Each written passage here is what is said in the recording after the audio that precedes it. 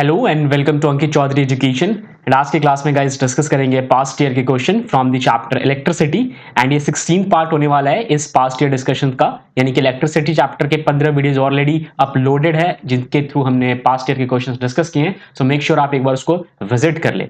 आज के पहले सवाल की ओर बढ़ते हैं और यहां आपसे पूछा हुआ है कि name the type of current used in household supply. Household supply में आपको किस प्रकार का करंट जो है वो दिखता है, राइट। तो हाउसहोल्ड सप्लाई की हम बात करेंगे तो वहां पे हमें दिखता है ऑल्टरनेटिंग करंट, राइट। समझ में आया? ऑल्टरनेटिंग करंट का हम इस्तेमाल करते हैं। और कैसा होता है ऑल्टरनेटिंग करंट?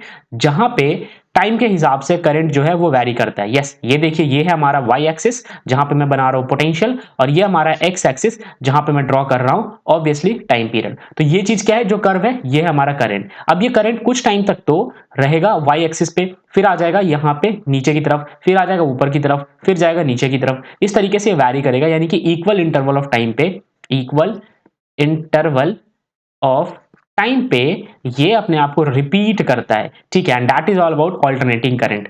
करंट की वैल्यू सेम ही रहती है। मान लीजिए कि यहाँ पे लेट सपोज 5 एम्पियर है, तो यहाँ पे माइनस का 5 एम्पियर आएगा, जस्ट बिकॉज की डायरेक्शन अपोज हो गया इसका। अच्छा, मैंने यहाँ पे गलती से ऊपर y बोल दिया था, ये x पे ही जा रहा है, ठीक है। x के पॉजिटिव एंड नेगेटिव डायरेक्शन को ये ट्रेस कर रहा है। नाउ क्वेश्चन में पूछा हुआ है कि name the type of current given by a cell, ठीक है। एक सेल के द्वारा कैसा करंट हमें मिलता है। अगर आपको मैं बैटरी दिखाऊं, कुछ इस प्रकार से हमारे पास सेल होता है, तो ये हमें कैसा करंट देता है? ऑब्वियसली हमें देता है डायरेक्ट करंट। तो एक बैटरी के द्वारा हमें हमेशा डायरेक्ट करंट मिलता है। तो ये था हमारा पहला क्वेश्चन। दूसरे क्वेश्चन की ओर बढ़ते हैं और यहां आपसे बोला हुआ है state the direction of magnetic field in the following cases. तो मैं आपको केसेस दिखाऊंगा, उस केस में आपको क्या बताना है? डायरेक्शन बताना है मैग्नेटिक फील्ड का। पहले डायग्राम देखिए। इस डायग्राम के अंदर दो चीजें गिवन है आपके पास। पहला क्या? पहला गिवन है आपके पास फोर्स, तो यहां पे दिख रहा है आपको, यह है force on the conductor, right, ठीक है। और ये है करंट। अब करंट और फोर्स के बीच में आपको मैग्नेटिक फील्ड मिलेगा, बिकॉज वो सब म्यूचुअली परपेंडिकुलर होते हैं। तो अगर मैं डायरेक्शन की बात करूं तो यहां पे आंसर निकल के आएगा perpendicular to the plane of the paper. Yes, plane of the paper का मतलब समझते हैं आप? ये आपका पेपर है, व्हाइट वाला पोर्शन, इसके परपेंडिकुलर। तो कुछ इस प्रकार से आपको क्या दिखेगा? मैग्नेटिक फील्ड का डायरेक्शन। हालांकि ये मैंने बिल्कुल बीचों बीच बना दिया, ये बाहर की तरफ अपीयर होगा, कुछ इस तरीके से आपकी तरफ, आपके स्क्रीन की तरफ अपीयर होगा, राइट।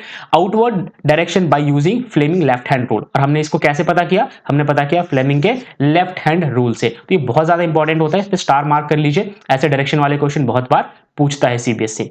बढ़ते हैं अगले सवाल की ओर और यहां आपसे बोला हुआ है give one application of electromagnetic induction. भाई इलेक्ट्रोमैग्नेटिक इंडक्शन का एक एप्लीकेशन बताओ। ऐसे तो हजारों एप्लीकेशन है।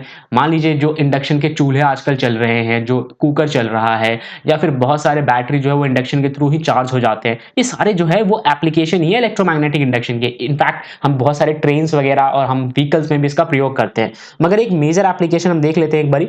देखो, this phenomena is used in electric generator. Yes, आपने अपने कोर्स के अंदर भी पढ़ा होगा, जब हम जनरेटर का कंस्ट्रक्शन करते हैं तो उस वक्त वो डिपेंड करता है इलेक्ट्रोमैग्नेटिक इंडक्शन पे, यानी कि टोटली बेस्ड होता है। कौन बेस्ड होता है? हमारा जनरेटर बेस्ड होता है किस पे? इलेक्ट्रोमैग्नेटिक इंडक्शन पे। तो आप कह सकते हो कि ईएमआई का जो एप्लीकेशन है वो बहुत अच्छा हो जाएगा एक जनरेटर।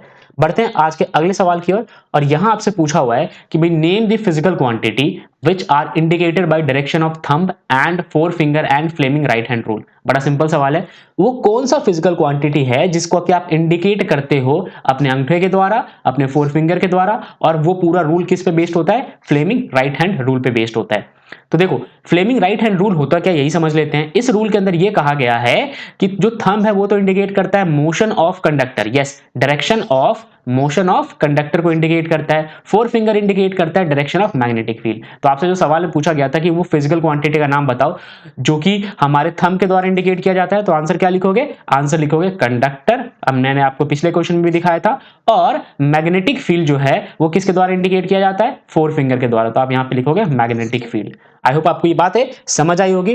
अब बढ़ते हैं उस स्लाइड की ओर जहां पे मेरा साथ होता है खत्म, और स्क्रीन पे दिए गए तीनों के तीनों क्वेश्चन आप कमेंट बॉक्स में आंसर करोगे। मैं उम्मीद करता हूं आपका आज का सेशन जो है वो काफी इंटरेस्टिंग रहा होगा। छोटा सा सेशन था मगर आपको समझ आया होगा। मिलते हैं अगली वीडियो में अगले 4 क्वेश्चन के साथ। तब तक के लिए जय हिंद।